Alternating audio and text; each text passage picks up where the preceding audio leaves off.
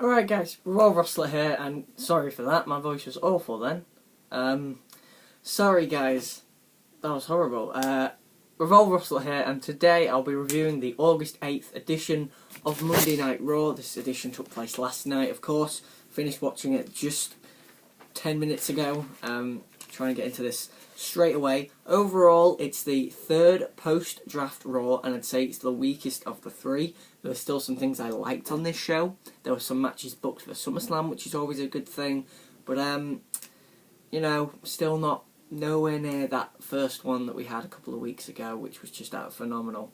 But anyway, let's get into the show. We started off with a highlights package of last week's show. I really like these because it makes the it makes every show seem important, and it just it really adds to the tension to see the next week's show, or to go back and maybe watch last week's show again if it looks that impressive. So we start off with Enzo and Big Cass. They come out. Enzo talks about flirting with Sasha last week, says that he had her smitten in the palm of his hand, and then Jericho, or John Bon Jericho, came out. So he talks smack about Jericho for a bit, and then Chris Jericho comes out and says, you know, Enzo, you got your big buddy to come and help you last week, and now I have backup. Out comes Kevin Owens. Owens and Jericho go down to the ring. They have a little talking session. I thought this was very, very good. I think Enzo and Jericho and Owens are so phenomenally charismatic on the mic. Cass, a lot less. To be honest, he was definitely outclassed by the other three performers here. But overall, this was a very, very good segment, and it set up a match between Chris Jericho and Enzo Amore. The matchup between the two was fine. I gave it 2 stars. In the end, Owens grabs the leg of Enzo Amore, who then gets code-breakered by Chris Jericho. Big Cass runs in and big boots Jericho for the DQ victory for Chris Jericho. So, kind of a silly finish. I don't know why Big Cass would let Enzo lose by DQ instead of lose by pinfall, but I guess. Hey ho, 2 stars. It was a fine match. It was a little bit clumsy at points, especially from Enzo. He's definitely not the best singles competitor. He's much better in a tag team situation where he can be that babyface in peril. In a singles match, it's a lot harder to do, and he just doesn't do it quite right. But overall, 2 stars, a fine match. Good way to kick off Raw. We moved into Mick Foley being backstage with Sasha Banks. He says, oh, the boss has turned up, not Stephanie. Sasha says, look Mick, I know at SummerSlam Dana Brooke is going to be at ringside and she's going to help Charlotte beat me, so what I need you to do is to make it a handicap match at SummerSlam. So my immediate thought there was, excuse me, what? You want it to be a handicap match? You want it to be 2-on-1 at SummerSlam, meaning if you lose to any of them, Charlotte takes the title. And Mick Foley goes, well, wait a minute, let's not do that. Like, let's not be an idiot here. Mick Foley books Sasha Banks in a match on Raw tonight. If she beats Dana Brooke, then it will be 1-on-1 at SummerSlam with no Dana Brooke at ringside. If Dana Brooke beats Sasha Banks, it will be a handicap match at SummerSlam. That's booked for later in the show. Moving on, we have our lovely Braun Strowman squash, and this week it was Jarrell Nelson, I believe, who took on Braun Strowman. He had nothing to say, which is different from the Evan Anderhol or the glorious James Ellsworth of the last 2 weeks. But he was my least favourite of the 3 jobbers we've had. Again, the match is basically Strowman clotheslines him, and hits him with a reverse chokeslam. I enjoy Braun Strowman squashes, although he's a bloody awful wrestler. Then we have the New Day backstage with Puff Daddy, who was hosting Raw. He only got 1 segment, even though he was hosting Raw. That's totally fine with me. I have no idea who Puff Daddy Combs is, so who cares? The New Day are backstage. They talk about how Anderson and Gallows took out Big E last week. They talk about how they want revenge, and tonight there will be a match between Kofi Kingston and Luke Gallows as they try and get their revenge. Fine segment again. Titus O'Neil against Darren Young, a rematch from last week. This was bad. These two are really bad. I gave this 1.5 stars. This is really bad. In the end, Darren Young wins with pretty much the same outcome of last week, but Darren Young hooks the tights on Titus O'Neil.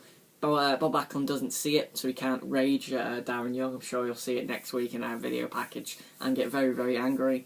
But Darren Young was so hot in this company in terms of a storyline that was really working for him, and then in the end he he's just gone back to the bottom of the barrel, feuding with Titus O'Neil. And he might turn heel going off this, so dumb stuff really, I don't really like this. Rollins comes out and cuts a promo on Finn Balor. He talks about how he respects Finn Balor, but in the end he thinks he's arrogant, and he says that Finn Balor isn't even his real name, which is being a hypocrite, Seth. Colby, should I call you? Colby Lopez. Talks about how Finn Balor's arrogant, and he says at SummerSlam Seth Rollins will be the first Universal Champion. He's not afraid of the Demon, and he's not afraid of Finn Balor. I thought this was a very good promo from Rollins. He normally delivers promos like these great anyway, but this one to me stuck out for some reason.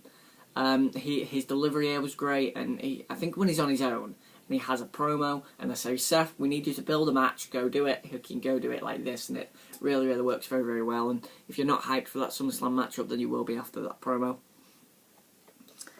Sheamus against Cesaro, we have a rematch from last week's show. I thought this was good. It was longer than their match last week, but I enjoyed that one more because it was more to the point, it was more rough and brutal. This one was more about going over time and Sheamus working down Cesaro and Cesaro doing the same thing. But in the end, Cesaro with a schoolboy on Sheamus, 2 schoolboy finishes on the show, a little bit dumb, for the win. Cesaro beat Sheamus 2 straight weeks, which means what is the point in having a feud? Cesaro's beaten Sheamus twice. There's no point in Cesaro going after Sheamus again, as we'll see later on in the night. So a little bit befuddled by that, but it was a good match. 3 stars. Good stuff from both guys. I expected it to be a good match. It's Cesaro and Sheamus. We had the Brock Lesnar Randy Orton 15 years in the making little segment thing. This was really good because this showed that there was comparisons between the two, but Lesnar didn't want to acknowledge them, and Orton kind of accepted them. He said that we both trained in OVW, we were in a very powerful class with guys like Batista and Cena and Shelton Benjamin, so we had a lot of quality there to compete with, and me and Brock were 2 of the top guys of that class. So, and Brock was basically just like, no, Randy Orton's not my level, we're on about, and this was good stuff. I really enjoyed this. I think that match has got a lot of great build going into it. A lot of people were angry about it when it was booked, but it's been built so perfectly, I think, every single week. It's been built so well, and I can't complain. It's been built very, very well. I'm looking forward to that match at SummerSlam. By the way, Sheamus 515 today, Raw Superstar. Very prominent role in this episode of Raw as well. Moving on, we had Neville and Sin Cara taking on the Dudley Boys. If Neville and Sin Cara are a team, that's a good thing because we need more tag teams in that division. This was a match. I'm not going to give it a rating really. Neville and Sin Cara won. Neville with the red arrow on Devon after some miscommunication from Bubba and Devon. I felt like they were teasing a heel turn for Bubba Ray, but they didn't go through with it. They might do that in a couple of weeks. Bubba Ray is such a good heel on his own that part of me is like, yes, turn him heel and have him go on his own, but he won't do anything at his age. He is not. This isn't TNA. He won't become a world champion at his age, so there's no real point. I'd just keep them as a team, have them be heels, have them contend for the tag titles at one point, but don't split them up, please. There's no real point. But yeah, Neville and Sin Cara are a pretty good team. I'm looking forward to seeing if they go through with them. Rusev and Lana celebrate their love, and this was my favourite segment on the show because of how corny it was. Roman Reigns comes out, obviously, at some point after Rusev keeps telling the crowd to shut up and stop disrespecting my beautiful wife. Lana is out there in a, I guess, kind of wedding dress. It wasn't what she wore on her wedding day. It was very, very different. It's a very weird wedding dress, to be honest. Oh, sorry, I had a sniff. That was weird. What the hell was that? Oh, it's nothing, don't worry. Sorry, that was really, really weird. So, Rusev, basically, and in the end, Roman Reigns comes out and says, hey, I wanna toast to you and to Lana for your wedding. And then, of course, Rusev gets angry, attacks Reigns. Reigns attacks Rusev. Reigns pushes Rusev into Lana, who goes face first into a cake on the table. I thought this was just corny and really, really funny at the same time. There was an even funnier moment later on in the show, which we'll get to. But this was good. And this Reigns obviously challenged Rusev to the match at SummerSlam. That match would be made for SummerSlam later on in the show. So Reigns against Rusev is a match at SummerSlam. All you Rusev fans, yeah, get your dislikes up. I'm gonna love it because that's gonna be a fun match and I'm really looking forward to it. Also, we had Enzo and Cass booked against Jericho and Owens at SummerSlam. Hey, my video predictions are going pretty phenomenal. My video is not out yet, obviously, my how I would book SummerSlam video, because I'm still writing it up. It's taking a bit of time to think about everything. But my predictions are pretty right so far on matches that they'd book. So anyway, yeah, but it's not too unpredictable. So yeah, that was really, really funny. Then Rusev was backstage with Mick Foley saying, I want revenge. Basically, Mick said, well, you can get revenge at SummerSlam when you face Roman Reigns for the United States title. Then we had Sasha versus Dana, and I can't remember who the ring announcer was for this matchup. They said it was a submission match, and my immediate thought was, wait, what? Like, why would this be a submission match? That doesn't make sense. Sasha then wins with a pinfall. There's a thought for you. Yeah, that was really, really dumb, and I definitely caught that out. This was the best match the two have probably had, even though it was like 2 minutes long. Which is probably why it was the best they've had, because Dana's so green still. I'm not going to rate it again, you know, I can't really be bothered. It was fine. And then in the end, Charlotte goes to slap Sasha. She ends up slapping Dana. Dana gets put in the ropes by Sasha. She hits the bank stamp, the double knees in the corner. 1, 2, 3. Sasha Banks takes Dana Brooke out of the equation at SummerSlam. It will be Sasha Banks against Charlotte at SummerSlam. That's what we want. God, I'm looking forward to that match. Anyway, so moving on, we have the Finn Balor segment where he talks about where his name came from. The name Finn coming from a famous Irish general who fought, I believe, in the Irish Revolution. The name Balor is the Demon King. So, cool. This was fine from Balor. It was definitely a pre-taped segment. They had a lot of animation towards the end of Finn turning into the demon. It's kind of cool. I'm looking forward to seeing Balor and Rollins, obviously. I'm looking forward to seeing the final confrontation between the two next week. Rollins is going to call out the demon. I think I preferred Rollins' segment to Balor's, but that's because Rollins is just more of a natural speaker than Finn Balor. He lets most of his talking be done in the ring. Then we had the Club, and the Club are now doctors. Anderson and Gallows talked about posticulitis, which they gave to Big E, of course, by pulling him right down the post on his groin. They talked about the New Day being testy about it. They talked about the New Day being nuts. There was a lot of testicle innuendos in this segment, and this segment was just hilarious. I absolutely loved it. Gallows and Anderson are such funny guys in real life that they can apply that to their everyday wrestling gimmicks, and it's just so easy, and they're so easy to love. Then we had the matchup, Kofi Kingston against Luke Gallows. This lasted very, very short, which I think made Gallows and Anderson look like beasts. Gallows won with a flatliner. You know, the flapjack, sorry. Why would I say a flatliner? A flapjack. This was a decent match. I'm not going to grade it again. There's no real point. It wasn't long enough. So, fine stuff there. Anderson and Gallows look strong going into their SummerSlam match against Woods and Kofi, it seems like, because Big E, of course, is injured.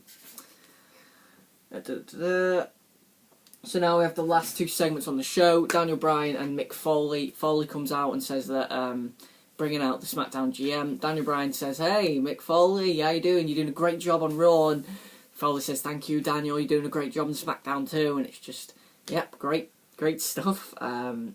Then Foley gets a little bit more angry. He says, you wouldn't disrespect me. If you respected me, then you wouldn't come out here yesing and disrespect me. So Daniel Bryan's like, hey, it's just my thing. So basically, Rusev comes down, complains, and says blah blah blah blah blah. Cesaro comes down and says, hey, I've got a US title shot now, basically. I've won 2 matches in a row, I deserve it. So why don't we have it right now? And Foley says, yeah, well, main event of Raw is going to be Rusev and Cesaro for the United States title, whilst Daniel Bryan gets in the fact that, hey, Cesaro, if you were on SmackDown, you'd be used a lot better, and that should so happen. Oh my god, Cesaro should be on SmackDown.